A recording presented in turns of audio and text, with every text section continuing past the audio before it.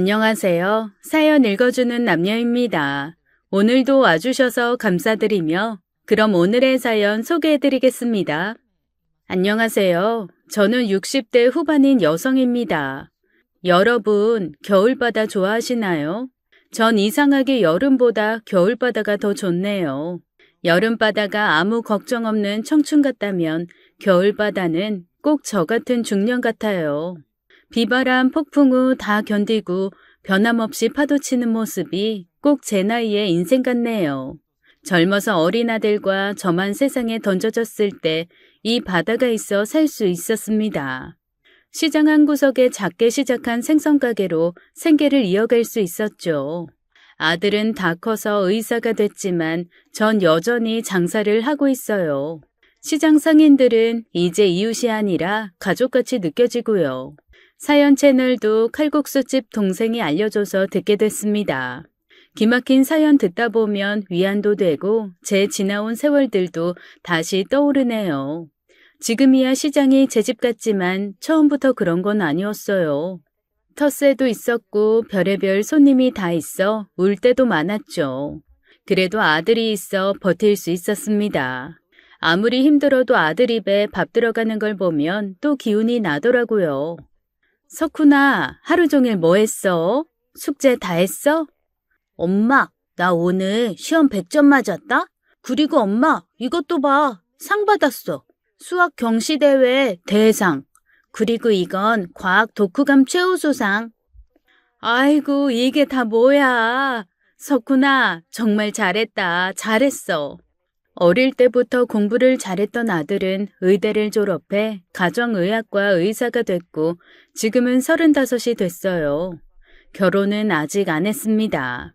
못한 건지 안 한 건지 정말 속이 상해 죽겠어요. 크면서 속 한번 안 썩인 우리 아들은 다늦게 제 속을 애태우네요. 글쎄 녀석이 35이나 됐는데도 장가갈 생각을 안 하는 겁니다. 생긴 것도 훤칠하고 의사에 돈도 모아놨는데 통 결혼할 생각을 안 해서 제가 답답증이 걸렸어요. 그렇다고 제가 아들한테 집착하는 것도 아닙니다. 전 아들 장가가면 혼자 살 거예요. 장사하면서 정든 시장 상인들이랑 늙어갈 계획이죠. 의사 공부하고 자리 잡느라 20대는 다 보냈다 해도 30대 들어서면 데이트도 하고 그럴 줄 알았는데 아무런 낌새가 없네요. 다 큰 자식 억지로 상투 올려줄 수도 없고 콧돌에 꿰어 선자리에 데리고 나갈 수도 없고 속만 타들어갔습니다. 가게에 기운이 없이 앉아있으면 이웃 상인들이 한마디씩 했어요. 왜? 석훈이가 선보러 나가기 싫대? 말도 못 꺼냈어. 눈치를 챈 건지 어쩐 건지 선 얘기만 꺼내려고 하면 날 피해. 자기가 알아서 한다고만 하고 속이 타 죽겠다니까. 기다려봐. 석훈이 지연분 나타나면 가지 말래도 후다닥 갈 거니까. 내일 당장이라도 그랬으면 좋겠네. 우리 석훈인 10살도 되기 전에 아빠를 잃었어요. 집에 빚쟁이가 몰려와 어쩔 수 없이 먼 데로 이사까지 했고요. 집에서 아들만 키우던 제가 하루아침에 나와 장사를 하려니 처음엔 입이 안 떨어졌습니다. 저기 생선 좀 사주세요. 기어들어가는 목소리로 중얼거리면 누가 생선을 사주겠어요. 이러다간 아들이랑 굶어 죽겠다 싶어서 얼굴에 철판을 깔았습니다. 눈 딱 감고 창고도 빌리고 물건도 대량으로 사기 시작했죠. 죽기 아니면 살기로 덤벼들었습니다. 단골 손님 만들려고 최대한 잘해드리고 별의별 소리를 들어도 웃어 넘겼죠. 노력이 통했는지 장사는 자리를 잡았고 현금이 들어오기 시작했어요. 그때부터 장사가 재미있어졌습니다. 근데 매일같이 생선을 만지다 보니 아무리 잘 씻어도 냄새가 나는 것 같았어요. 석훈이가 12살 땐가 하루는 제가 물었죠. 석훈아, 엄마한테 비린내 안 나? 안 나긴. 근데 괜찮아, 엄마. 그걸 싫어하면 안 되지. 왜 싫어하면 안 되는데? 나 다 알아. 엄마 나 부산 삼촌한테 보내려고 했지? 근데 장사 잘 돼서 안 보내도 되겠다고 통화하는 거 들었어. 엄마 냄새 나는 거 싫어하면 안 되고 감사해야 돼. 학교에서도 애들 다 알아. 엄마 시장에서 제일 가는 수산물 백화점 사장인 거. 뭐? 수산물 백화점 사장? 녀석도 참. 그때 힌트를 얻어 우리 가게 이름은 바다 백화점으로 지었죠. 더 어릴 땐 이런 일도 있었어요. 장사를 하고 있는데 학교에서 전화가 왔습니다. 아들이 친구랑 부딪혀 눈을 다쳤는데 당장 병원에 데리고 가보라는 거였죠. 너무 놀라서 장사하다 말고 병원에 갔는데 사람들이 코를 틀어막더라고요. 저야 이골이 나서 의식도 못했지만 비린내가 진동을 했어요. 전 아들한테 그랬죠. 석훈아, 엄마라고 하지 말고 그냥 아줌마라고 해. 왜 엄마를 아줌마라고 해? 이리 와 엄마, 내 옆에 앉아. 아들 옆에 앉긴 했는데 병원 사람들이 다 코를 싸맸어요. 이게 무슨 냄새냐고 지독해 죽겠다고 하는데 제 얼굴이 빨개졌죠. 그런데 석훈이가 이러는 거였어요. 우리 엄마 영포시장에서 수산물 팔아요. 생선 냄새 나도 이해해주세요.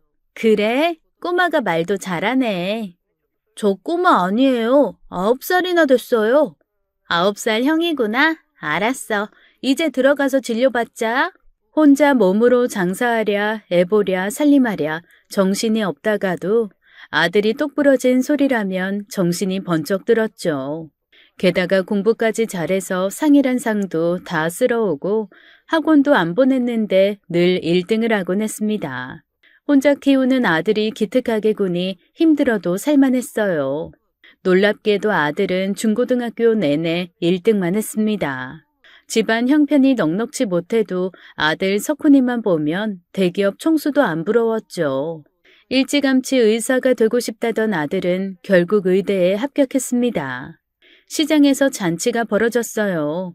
상인들도 다 진심으로 축하해줬죠. 축하해 박 여사. 아들 의대 보내니까 어때? 어깨에 힘이 팍 들어가지. 고생한 보람 있네. 아이 우리 시장의 자랑이다 석훈이가. 시장에서 특별히 플랜카드도 맞춰서 걸었어. 아이 봤어? 그런 것까지 언제 준비했어? 고마워요 정말. 그리고 뜻밖의 손님도 찾아왔어요. 아들과 1, 2등을 다투던 영철이 엄마였죠. 가끔 영철엄만 저한테 와서 아들 공부 좀 그만 시키라고 잔소리를 했어요. 석훈이 때문에 영철이가 1등을 못하니 노골적으로 뭐라고 할 때도 있었죠. 기어이 아들 장학생으로 의대까지 보내고 대단하긴 대단하네 석훈 엄마. 우리 영철인 신촌에 있는 대학에 합격했어. 1년 보내다가 미국 유학 보내려고. 석훈이 때문에 우리 영철이 늘 2등만 했는데 이제 대학 가면 둘이 경쟁할 일도 없겠지? 나 솔직히 석훈이 때문에 많이 속상했어. 앞으로 영철이랑 석훈이 서로 엮이는 일 없으면 좋겠네. 축하도 아니고 비아냥도 아니고 애매한 인사에 전 그냥 웃고 말았죠. 사실 영철이는 아버지가 변호사고 엄청 부자였어요. 학교 학부모 회장도 영철 엄마가 도맡아 했는데 1등을 우리 석훈이가 맨날 해대니 약도 많이 올랐을 거예요. 전 간다는 영철 엄마를 앉혀서 술을 한 잔 권했습니다. 같이 자식 키우는 입장에서 술 한 잔씩 하고 풀자는 거였죠. 근데 영철 엄마가 이러는 거였어요. 근데 석훈 엄마, 평생 효자는 없다. 지금까지 잘해왔지만 마음 턱 놓고 있지 마. 또 누가 알아? 석훈이가 늦은 사춘기를 심하게 앓게 될지.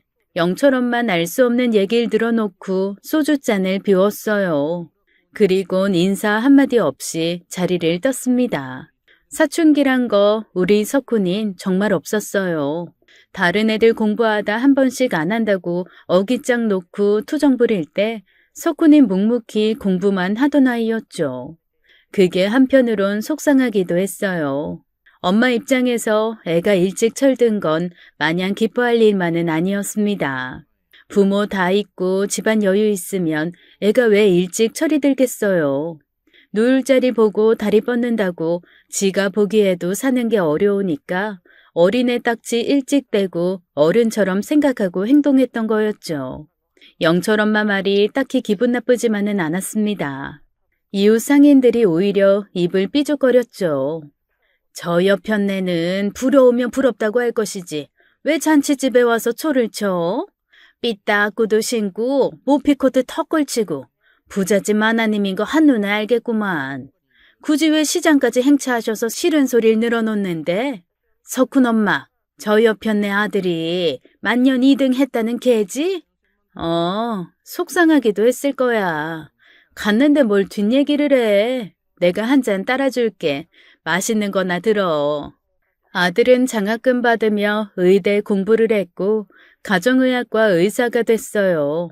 잘 자란 아들이 30이 훌쩍 넘었으니 결혼해서 가정 이루는 거 보는 게 욕심이랄 순 없잖아요.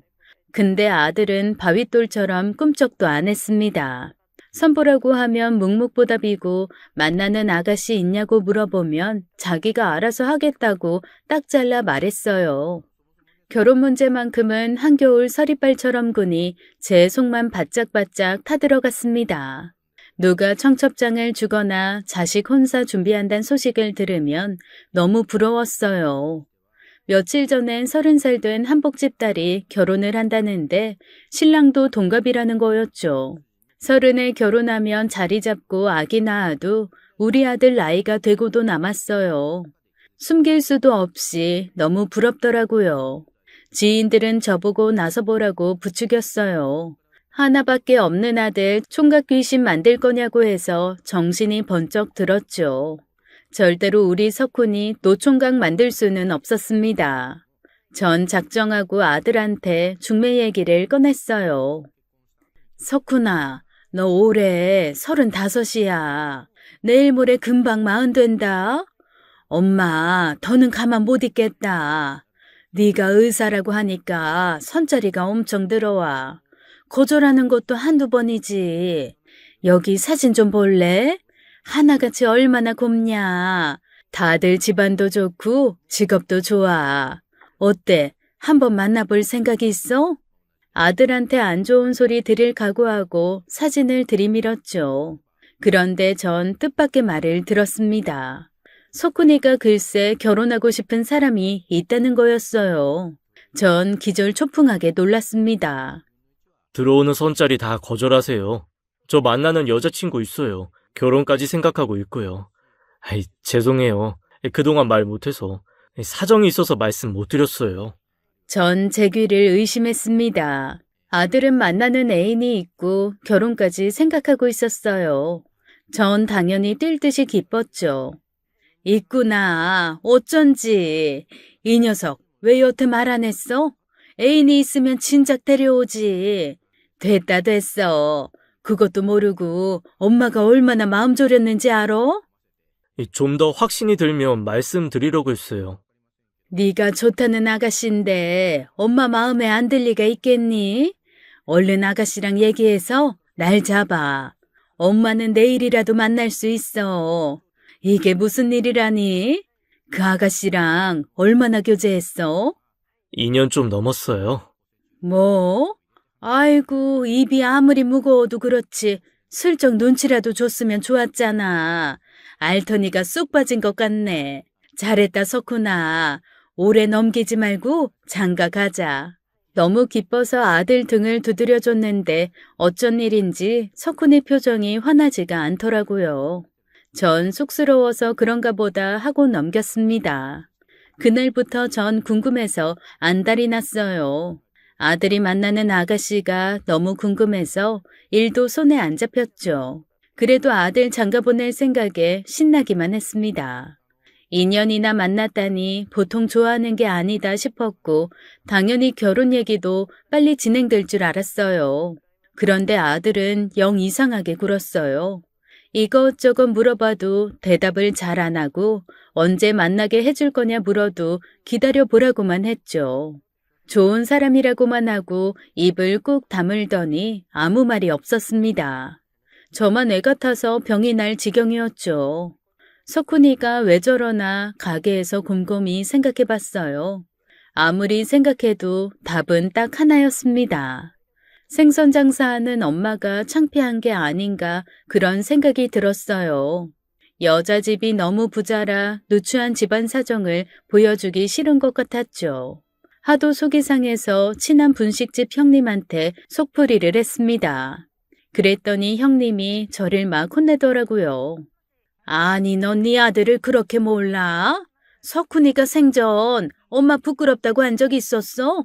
지도 의사인데 여자 집이 부자면 그럴 수도 있잖아.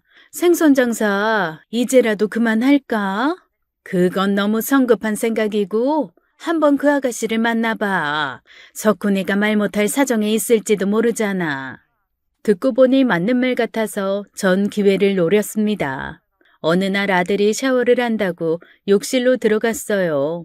식탁에 핸드폰을 두고 갔는데 그날따라 핸드폰이 열려 있었죠. 이때다 싶어서 전 아들 여자친구의 연락처를 찾아봤어요. 평소 같으면 어림도 없을 일이었지만 이때만큼은 용기를 냈죠. 통화 목록을 보다가 내 사랑이라고 저장되어 있는 번호를 발견했어요. 분명 아들이 사귀는 여자의 번호였습니다. 전 재빨리 그 번호를 옮겨놓고 모른 척했어요. 석훈아, 핸드폰 네 방에 갖다 놓을게. 네, 어머니. 석훈이는 아무것도 모르고 씻고 자러 가더라고요. 무슨 범죄를 저지른 것처럼 가슴이 쿵쾅쿵쾅 뛰었습니다. 갑자기 석훈이 애미라고 전화를 하면 그 아가씨가 어떤 반응을 보일까 두렵기도 했지만 꼭 한 번은 만나보고 싶었습니다. 다음 날 오후 전 아들의 여자친구에게 전화를 해봤습니다. 여보세요? 안녕하세요. 저 석훈이 엄마입니다. 네? 어머, 안녕하세요. 목소리가 아주 상냥한 아가씨가 전화를 받더라고요. 전 너무 떨렸지만 준비한 말을 용기 내서 했어요. 내가 아가씨를 꼭 좀 만나보고 싶은데 시간 내줄 수 있어요? 기분 나빴다면 미안해요. 아닙니다. 기분 안 나빠요. 전 괜찮습니다. 저기 회사가 어디예요? 내가 아가씨 편한 대로 갈게요. 그 아가씨 직장은 아들이 일하는 병원과도 가까웠어요. 전 약속을 잡고 신신당부를 했죠. 석훈이한테 말하지 말아달라고요. 아가씨는 알겠다고 하면서 공손하게 전화를 끊었습니다. 통화를 끝냈는데 손이 벌벌 떨리더라고요. 무슨 염라대왕이랑 통화한 것도 아니고 그렇게 긴장될 수가 없었어요. 그래도 목소리가 너무 상냥하고 예뻐서 기분은 좋았습니다. 다음 날 만나기로 했는데 밥도 안 넘어가더라고요. 궁금하기도 하고 긴장도 돼서요. 약속 장소에 가면서도 베일에 쌓인 그 아가씨가 너무 궁금했습니다. 한편으론 조마조마하기도 했어요. 얼굴에 큰 흉이라도 있나 싶고 아들이 결혼할 아가씨라고 하니 오만 가지 다 마음에 걸렸습니다. 하지만 약속한 카페에 들어가 그 아가씨를 보자마자 걱정이 단번에 사라졌어요. 검은색 원피스를 입고 곱게 앉아있는데 청순하고 너무 참하더라고요. 혹시 아가씨가 장혜정이에요? 나 석훈이 엄마 되는 사람인데요. 안녕하세요. 처음 뵙겠습니다. 오시느라 힘들진 않으셨어요? 힘들긴. 많이 기다렸어요? 아니요. 저도 지금 왔어요. 첫인상도 그렇게 곱고 참하더니 대화를 나눠보니까 예의도 바르고 마음에 쏙 들었습니다. 이런 괜찮은 아가씨를 아들이 왜 안 보여줬는지 이해가 가지 않았어요. 그런데 아가씨 얼굴을 가만히 보니까 낯이 많이 익더라고요. 우리 석훈이랑 웃는 모습이 비슷해서 그런가 무척 낯이 익네요. 그런 얘기 많이 들었어요. 석훈 씨랑 제가 닮았다는 얘기요. 천생연분인가 보네. 난 솔직히 석훈이 빨리 장가 보내고 싶어요. 그래서 아가씨도 빨리 보고 싶었는데 녀석이 통 움직이질 않는 거야. 내가 이렇게 나선 것도 너무 조바심이 나서 그랬어요. 둘이 결혼할 마음이 확실하면 얼른 결혼해요. 상견례도 할 겸 아가씨 부모님도 한번 뵙고 싶은데 어때요? 그런데 내내 밝았던 혜정의 얼굴이 순식간에 어두워지더니 말을 잘 잇지 못했습니다. 전 무슨 말실수라도 한 줄 알고 긴장했죠. 사실 부모님은 모두 돌아가셨어요. 뭐라고? 아유, 저런, 언제? 제 물음에 혜정인 선뜻 대답을 하지 못했죠. 속으로 그런 생각이 들었어요. 석훈이 녀석이 아가씨 집안 사정 때문에 인사를 미뤘던 게 아닌가 싶었습니다. 양친 부모 잃은 게 아가씨 잘못도 아닌데 아들이 미련하게 느껴졌어요. 괜찮다고 아무런 문제도 안 된다고 얼마나 외로웠겠냐고 말을 하려는데 갑자기 아들이 그곳에 나타났습니다. 얼마나 급하게 달려왔는지 이마엔 땀이 나 있고 의사 가운을 그대로 입은 채였어요. 석훈아. 별일 없었어? 혜정아, 어머니 마음대로 이러시면 어떡해요? 이제 그만 가세요. 석훈아, 너 왜 그러냐? 말 안 하고 혜정이 만난 건 미안하지만 왜 엄마한테 그렇게 말해? 그만 가세요. 얘 바쁜 애예요. 집에서 저랑 얘기하세요. 혜정아, 일어나. 얼른 회사에 가 있어. 생전 그런 적 없던 아들은 막 화를 내면서 저를 억지로 일으켰어요. 혜정이한테도 빨리 회사에 가라고 등을 떠밀고요. 전 너무 당황해서 할 말을 잃었습니다. 그런데 그 아가씨가 아들의 팔을 뿌리쳤어요. 그러면서 저한테 고백할 게 있다고 하더라고요. 석훈인 더 당황하면서 왜 이러냐고 아가씨를 말렸죠. 전 어리둥절해서 눈만 깜빡거렸고요. 혜정인 단호하게 이렇게 말했습니다. 석훈 씨, 어머니한테 평생 거짓말을 하면서 살 순 없잖아. 안 그래? 거짓말이라니. 얘들아, 무슨 일이야? 아가씨의 말에 석훈인 제 팔을 잡고 있던 손을 힘없이 놓더라고요. 우리 셋은 다시 테이블에 앉았습니다. 애들 표정이 심상치가 않았어요. 그리고 청천벽력 같은 이야기를 듣게 됐죠. 아들은 고개를 푹 숙이고 제 얼굴을 보지도 못했습니다. 말씀드릴 게 있어요. 제 아버지 성함이 기자 훈자이십니다. 뭐? 순간 정신이 아득해지면서 분노가 치밀어 올랐습니다. 절대로 떠올리고 싶지 않은 그 이름이 아들의 여자친구 입에서 나온 거였어요. 장기훈? 네가 장기훈 딸이라고? 그게 정말이냐? 네. 이럴 순 없다. 이럴 순 없어. 그 이름 석자를 듣는 순간 온몸의 피가 차갑게 식는 것 같았어요. 절대로 잊을 수 없는 그 이름은 한평생 제 가슴 속에 대모처럼 박혀 있었어요. 큰 충격을 받은 전 의자에 힘없이 늘어졌습니다. 놀란 아들이 절 부르는 소리에 간신히 눈을 떴어요. 눈앞에 아들과 장기훈의 여식이 나란히 앉아있는 게 보였죠. 눈에 불꽃이 튀고 속에서 천불이 솟아 가만히 있을 수가 없었습니다. 전 벌떡 일어나 고래고래 소리를 질렀어요. 이런 말도 안 되는 일이 어떻게 생겨? 석훈이 너, 네가 어떻게 장기훈 딸을 만나? 어떻게 원수 집안의 딸을 만나 결혼할 생각을 할 수가 있어? 이래서 말을 못 꺼낸 거야? 차마 입이 안 떨어졌어? 둘이 당장 헤어져라. 내 눈에 흙이 들어가기 전엔 절대 결혼 못해. 너무 화가 나고 온몸이 부들부들 떨려서 더는 거기 있을 수가 없었어요. 전 카페를 뛰쳐나왔고 아들이 뒤따라 나와 저를 잡았습니다. 어머니, 다 지난 일이잖아요. 제가 왜 말을 못 꺼냈겠어요. 죄송해요. 잘못한 것도 알아요. 하지만 어쩔 수가 없어요. 저도 혜정이도 헤어질 수가 없다고요. 너무 화내지 마시고 한 번만 저희 입장에서 생각해 주세요. 네? 그래, 아무리 착한 자식이라도 한 번은 불효를 한다더라. 석훈아, 그래도 이건 아니지. 저 아가씨 아버지 장기훈 때문에 네 아버지 세상 뜨고 우리 집안 폭삭 망했어. 너 그거 모르는 거 아니잖아. 철천지 원수라는 말 몰라? 어떻게 원수 집안 딸을 만나서 연애를 할 수 있냐? 그 여자애랑 정리해라. 지금 당장. 전 아들을 뿌리치고 길을 건너 택시를 탔어요. 너무 기가 막힌 상황에 얼이 빠져버렸습니다. 집에 돌아와 털썩 주저앉았죠. 현관에서 신발도 못 벗고 앉아 옛날 생각에 빠졌습니다.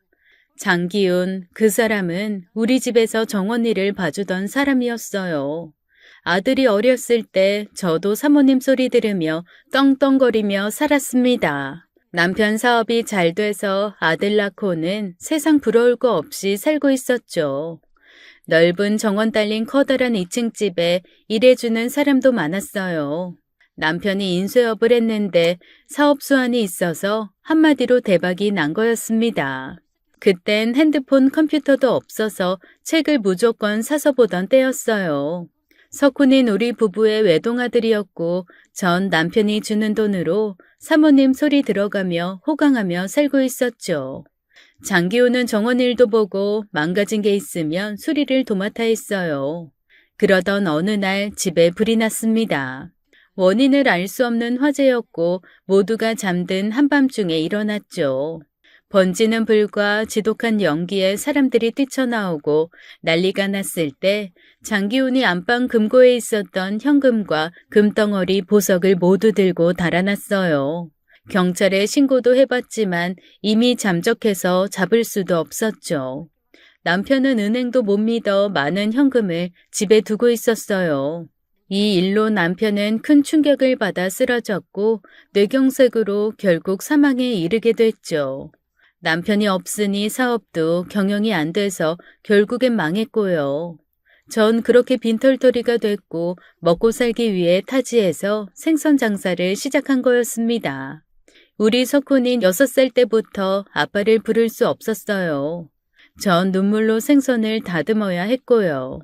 장기훈이란 인간은 저와 아들의 인생을 송두리째 망가뜨린 장본인이자 철천지 원수였어요. 그런데 그놈의 딸이 석훈이랑 결혼까지 하겠다니 정말 기가 막혔습니다.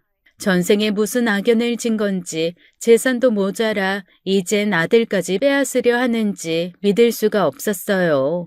그때 화재도 장기훈이 낸 거라 확신하고 있었죠. 전 가슴을 치며 울다가 잠이 들었습니다. 자다 깨면 차디찬 바닥에서 뒹굴며 통곡을 했어요. 그날 밤 아들은 집에 들어오지 않았습니다. 이틀 뒤 겨우 정신을 수습하고 장사 나갈 준비를 했어요. 아들도 꼴보기 싫고 살기가 싫었지만 집에만 있다간 말라 죽을 것 같았습니다. 그런데 그 꼭두 새벽에 아들과 장기훈 딸이 찾아왔어요. 아들 곁에 서 있는 혜정이란 애는 보기만 해도 소름이 끼쳤습니다. 낯이 익었던 이유도 제 아버지를 꼭 닮아서였어요. 여기서 뭐 하는 거야? 그만 가라. 둘 다 꼴도 보기 싫어. 어머니, 저희 앞으로 매일 올 거예요. 허락해 주실 때까지 매일요. 죄송해요. 진심이에요. 그렇지만 어머니, 저희 못 헤어져요. 한번 헤어져도 봤어요. 저희도 노력했다고요. 근데 실패했어요. 저도 혜정이도 이제 못 헤어져요. 어머니, 저희 허락해 주세요. 한 번만 다시 생각해 주세요. 석훈이 네가 어떻게 이럴 수 있어? 너 6살 때부터 아빠 소리도 못하고 컸어. 그때 너랑 나 굶어 죽을 뻔했어. 누구 때문인 줄 알아? 다 장기훈 때문이라고. 주인 배신한 도둑놈의 딸이랑 결혼을 한다는데 허락하는 어미가 세상 천지에 어딨어? 가라. 다시는 이 집에 발도 들여놓지 마. 제 한 맺힌 절규에 아들은 무릎을 꿇고 울었고 장기훈의 딸 역시 얼굴이 눈물로 범벅이 됐어요. 제 가슴도 찢어질 것만 같았습니다. 전 뒤도 안 돌아보고 집을 나와 장사를 하러 갔죠.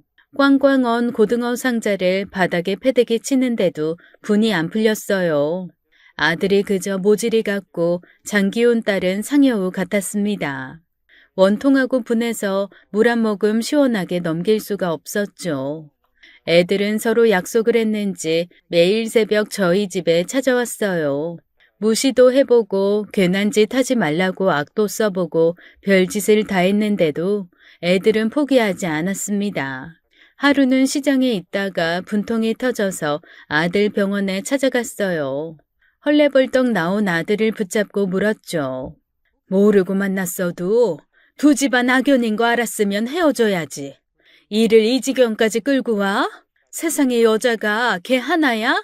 왜 안 헤어지고 버티는 거냐? 애미 복장 터져 죽는 꼴 보고 싶어? 알고 보니 둘은 여러 사람 모이는 동호회 같은 데서 만난 거였어요. 아들 말로는 자기가 먼저 관심을 보였다고 했습니다. 연애한 지 1년이 됐을 때 그 애의 부모 납골당을 따라갔대요. 그리고 알게 됐다는 거였습니다. 석훈이도 큰 충격에 빠졌고 일주일 동안 고민하다 그 애한테 털어놨대요.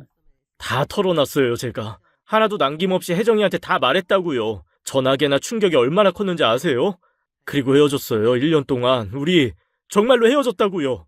헤어졌으면 그걸로 끝내야지. 왜 다시 만나? 바보 천치도 아니고 이 녀석아. 왜 하필 그 집 딸이냐고. 엄마 이렇게 나올 줄 몰랐어? 알고서 헤어졌으면 독하게 끝내야지. 왜 정을 못 끊고 다시 만나서 이 사달을 만들어? 하늘도 무심하지 어렵게 헤어진 애들은 1년 만에 우연히 마주쳤대요. 거짓말같이 서해 어느 바닷가에서 재회를 했다는 거였습니다. 둘 다 서로를 잊지 못하고 있었고 다시 만났을 땐 다시 헤어질 엄두가 안 났대요. 석훈인 얘기를 하면서도 눈물이 그렁그렁했습니다. 전 아주 복장이 터졌어요. 너 엄마 고생한다고 얼마나 열심히 공부했냐. 효도한다고 속 한 번 안 썩이더니 이렇게 크게 배신할 수가 있어? 고생하면서 키워놨더니 이렇게 애미 가슴을 찢어놔? 멀쩡하던 집에 불이 왜 났겠냐. 다 장기훈이 도둑질하려고 꾸민 일이야. 그때 잘못됐어 봐. 너랑 나 우리 가족 모두 불에 타 죽었을지도 모른다고. 그런 애비를 둔 딸이랑 결혼을 시켜달라고? 아이고 이놈아. 차라리 혼자 살아. 아니래요, 어머니. 불난 건 정말 모르는 일이라고 했어요. 혜정이 아버지가 돌아가시기 전에 다 털어놓고 가셨대요. 어머니, 제발 차분하게 생각 좀 해보세요. 혜정이 아니면 저 결혼 안 해요. 못 해요, 어머니.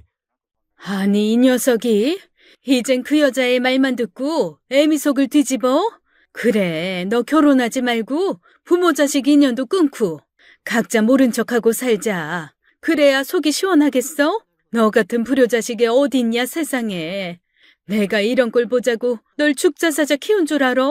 전 생각할수록 노엽기만 했습니다. 아들이 그 집 딸만 안 만났어도 이런 일은 없었을 텐데 너무 분하기만 했어요. 한겨울 고드름 같은 게 가슴에 맺혔고 그게 너무 시렵고 아팠습니다. 그래도 아들과 그 집 딸은 끈질기게 절 찾아왔어요. 3개월 동안 새벽에 매일같이 찾아와 무릎을 꿇었죠. 그러면서 계절이 바뀌었고 칼바람이 부는 한겨울이 됐습니다. 유난히 한파가 몰아친 날이었죠. 그날도 어김없이 아들과 장기훈의 딸이 집 앞에 찾아왔어요. 말없이 무릎을 꿇는 애들을 보고 또 속이 문드러지는 것 같았죠. 소용없어. 괜한 짓 하지 말고 돌아가라. 너희 둘 절대 결혼 못한다. 전 장기훈의 딸을 보고 한마디 더 했어요. 너도 참 독하다. 모자 사이 갈라놓고 칼바람에 이 고생을 하면서까지 이 결혼 해야겠니? 석훈이가 붙잡아도 네가 뿌리쳐야 하는 거 아니냐? 내일부턴 오지 마라. 네가 올수록 반대하는 내 결심은 더 확고해질 뿐이야. 그날은 남동생이 보자고 한 날이었죠. 며칠 전 안부 전화를 해와서 그동안 있었던 일을 다 털어놨었고 걱정이 된 남동생은 절 보러 올라온 거였어요. 터미널에서 동생을 만나 바로 찻집으로 갔습니다. 누님이 모르는 게 있어. 장기훈 얘기만 하면 누나가 치를 떨어서 그동안 말 못한 게 있다고. 내가 뭘 모르는데? 화내지 말고 내 얘기 끝까지 들어.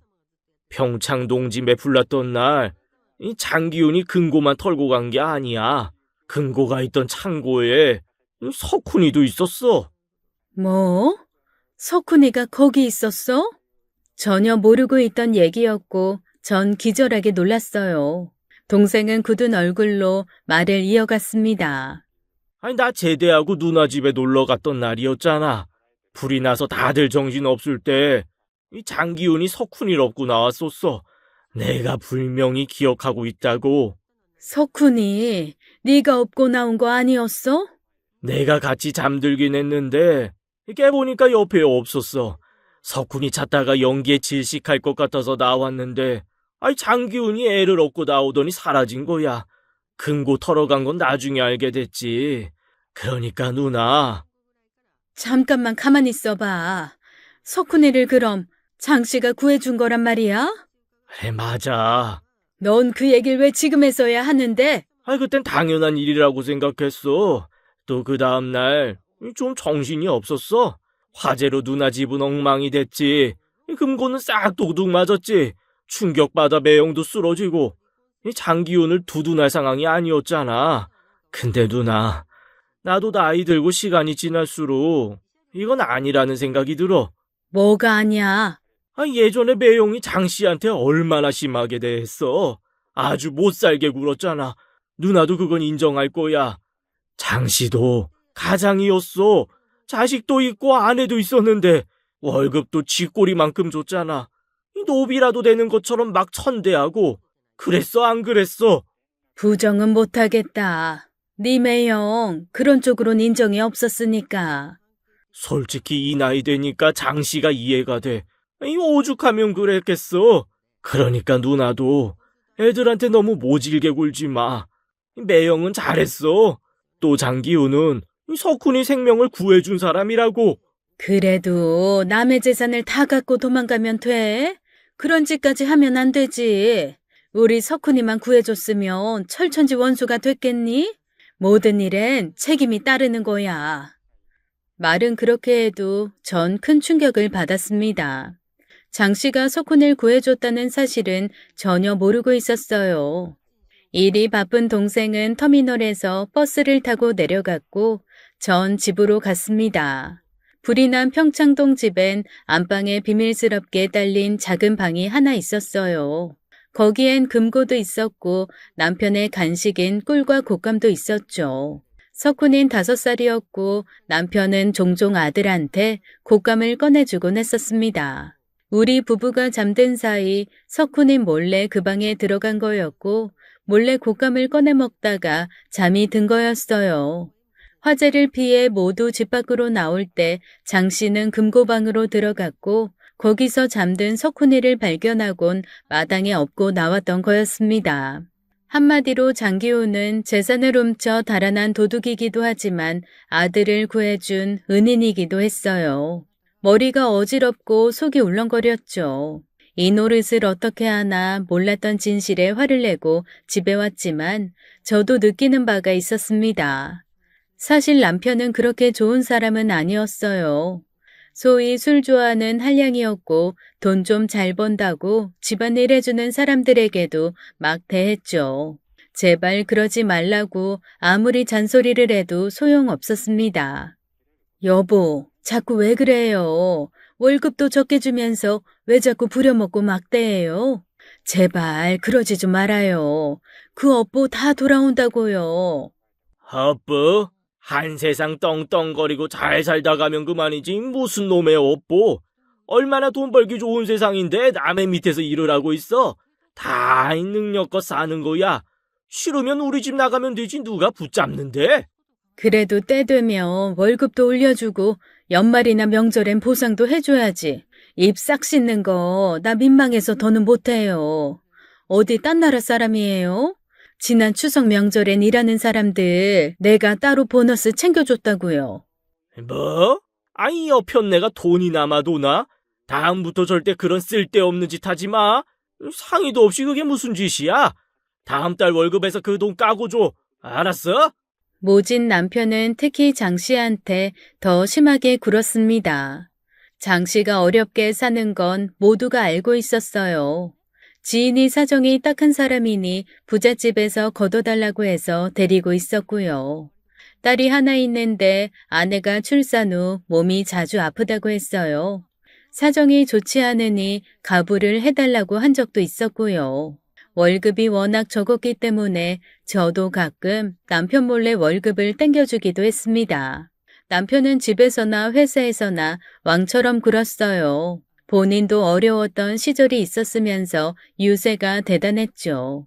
특히 장 씨한테는 유달리 매정하게 굴더라고요. 어이, 아이, 구두 닦아놨어? 예, 사장님. 닦아놨습니다. 아, 이게 뭐야? 손자국이 남았잖아. 아이, 다시 닦아! 시키는 일도 제대로 못하고 이 멍청하기는. 아이, 그러고도 뻔뻔스럽게 월급을 따박따박 받아가? 제가 볼 때도 심할 때가 많았어요. 남편은 주사도 좀 있었는데 술만 마시고 오면 장 씨를 찾았습니다. 화풀이 대상으로 장 씨를 그렇게 괴롭혔죠. 심란한 마음으로 집에 도착한 전 깜짝 놀랐습니다. 아들과 장 씨 딸이 여전히 마당에서 무릎을 꿇고 있었어요. 하필 그날은 눈도 내리고 칼바람이 부는 날이었습니다. 둘은 손을 꼭 붙잡고 덜덜 떨면서도 버티고 있었던 거였죠. 속이 그렇게 상할 수가 없었습니다. 너희 진짜 이럴래? 이래도 아무 소용없어. 당장 일어나라. 어머니, 제발 허락해주세요. 네? 저 혜정이 포기할 수 없어요.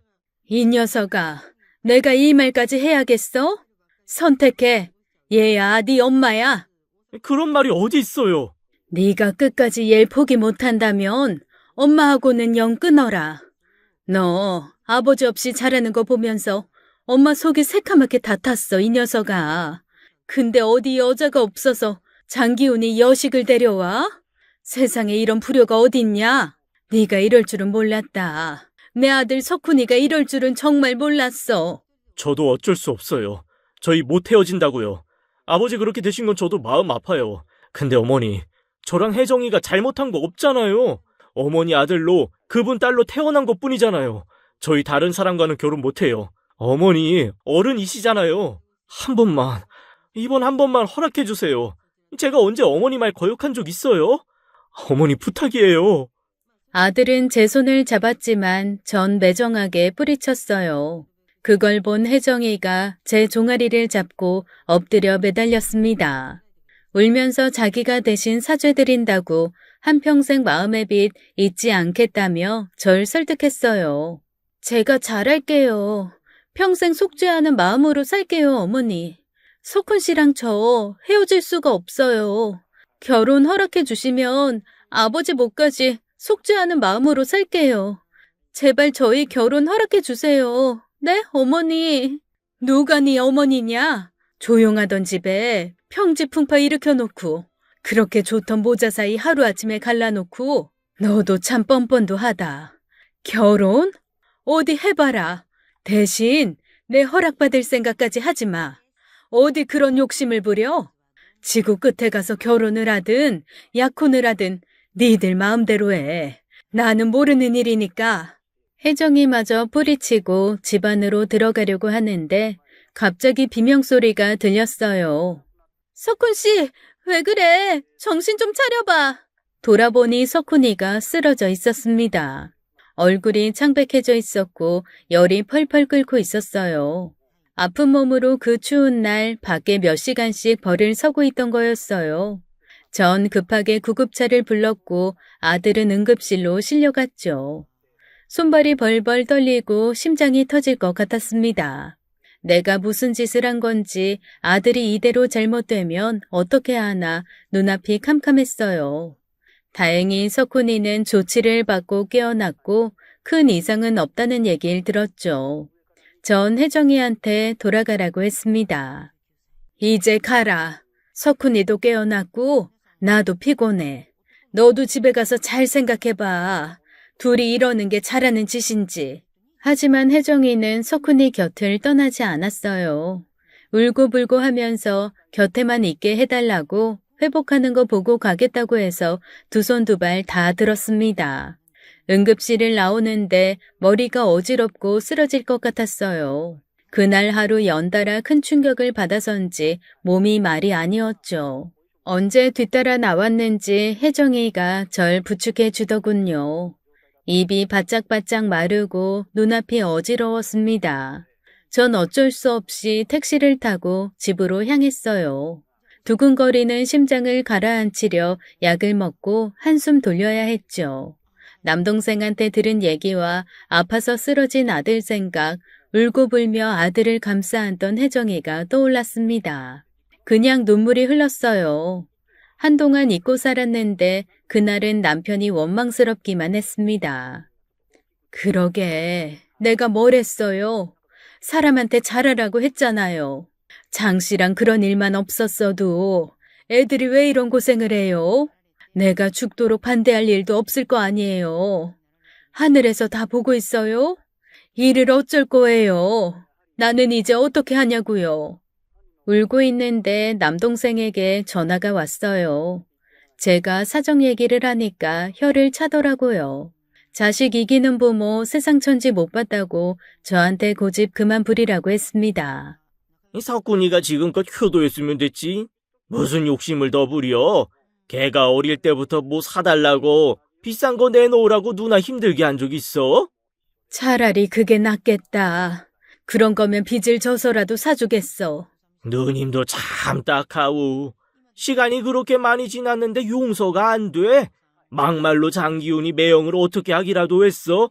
자식도 있는 사람한테 하도 악랄하게 구니까 순간적으로 앙심을 먹었겠지.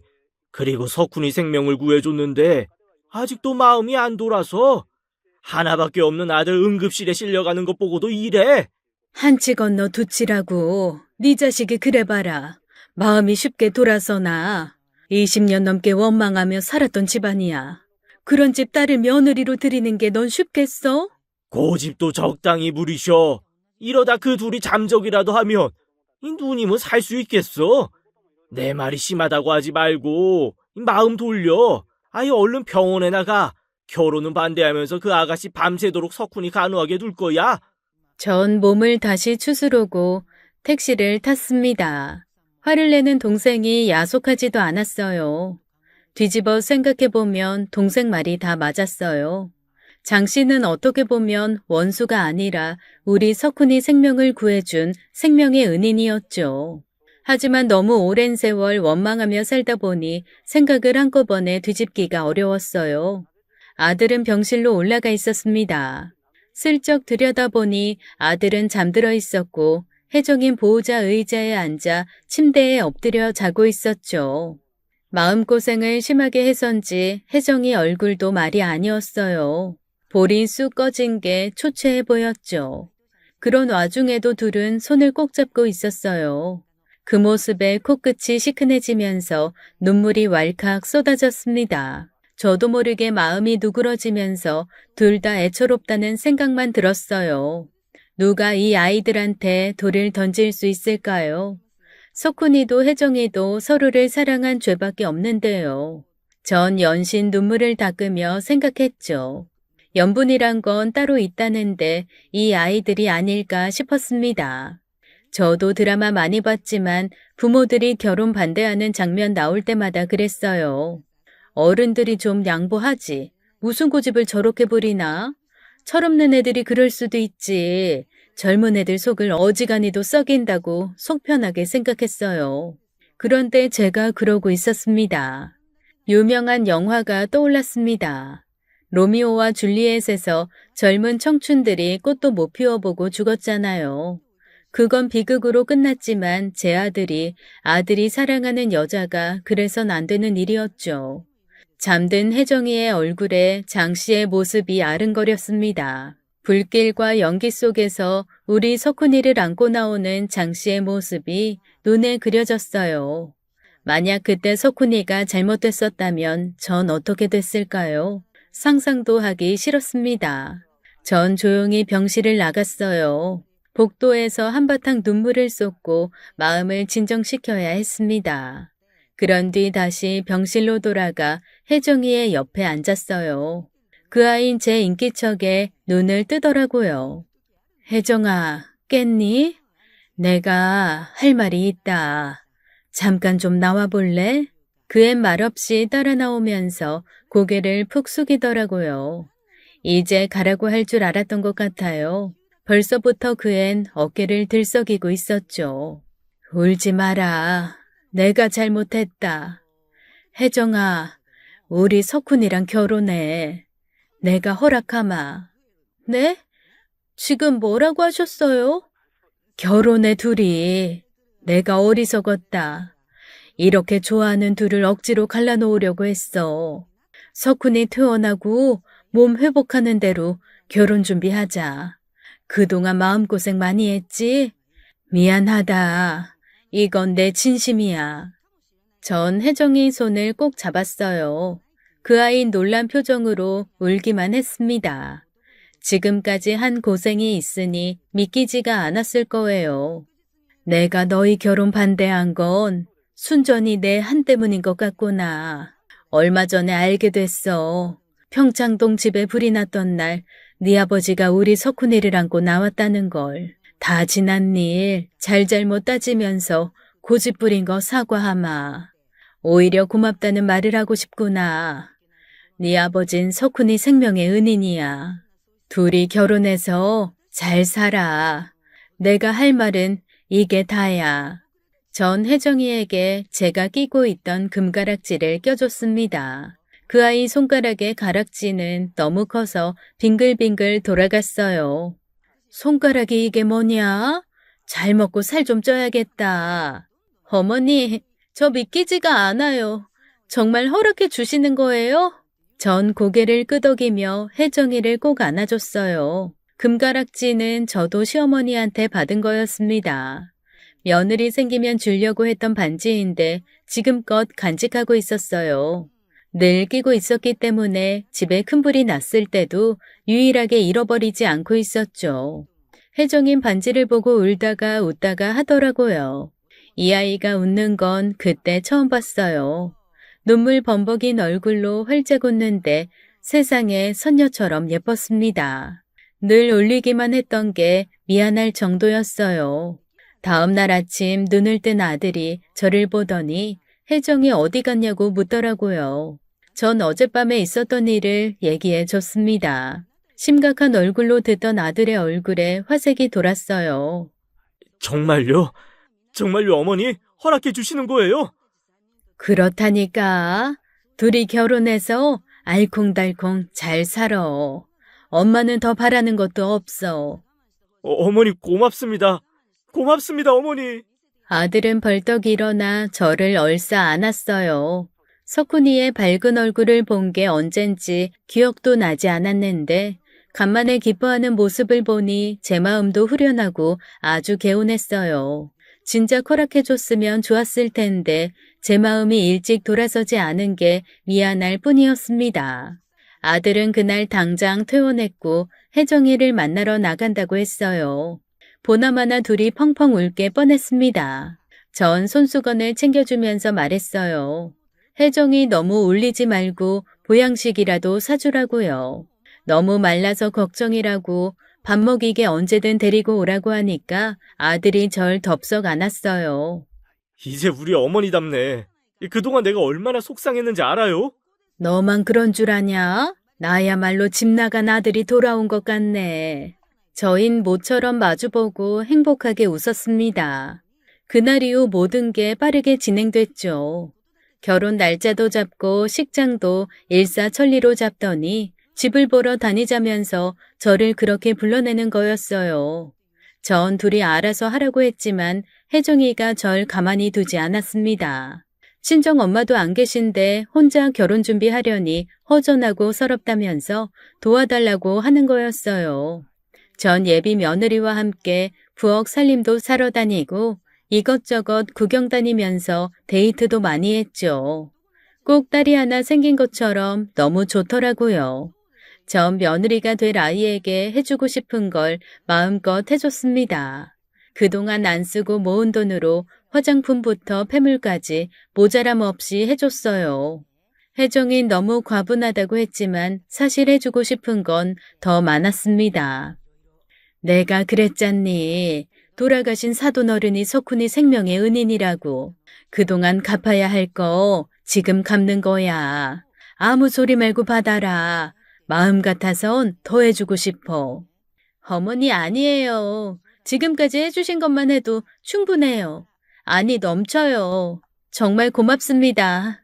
그럼 너 내 부탁 하나만 들어주련? 너 저번에 보니까 바쁘다고 점심도 거르는 것 같더라. 앞으론 절대로 끼니 거르지 마. 굶지 말고 뭐라도 챙겨 먹어.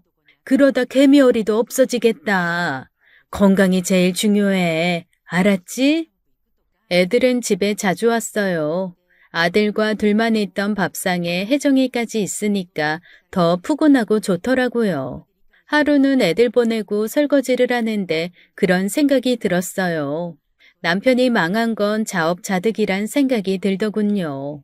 워낙 돈밖에 모르고 유세가 심한 양반이어서 업계에 안 좋은 소문도 돌고 있었고 집으로 가끔 협박 전화도 왔었습니다. 남편은 오로지 돈밖에 몰랐고 인정이라는 게 없어서 원한을 많이 사고 다녔어요. 그런 걸 장씨만 탓하고 살았으니 저도 참 못났다는 생각이 들었죠. 장씨는 혜정이가 어렸을 때 폐결핵에 걸려 힘들게 세상을 떴다고 들었어요. 혜정이 어머니도 투병하다가 5년 전 생을 마감했고요. 어느 날 혜정이가 저한테 통장 하나를 내밀었습니다. 어머니, 이거 받아주세요. 저희 아빠가 모아놓으신 돈이에요. 엄마 말로는 저희 아빠 죄책감 때문에 많이 괴로워하셨대요. 돈도 거의 못 쓰셨고요. 그리고 그때 화재는 아빠가 낸 게 아니라고 그것만은 꼭 밝히고 싶다고 엄마한테 두고두고 말씀하셨대요. 제가 대신 사죄드리고 싶습니다. 이 돈 주인은 따로 있다고 늘 그러셨대요. 이거라도 드리고 싶어요.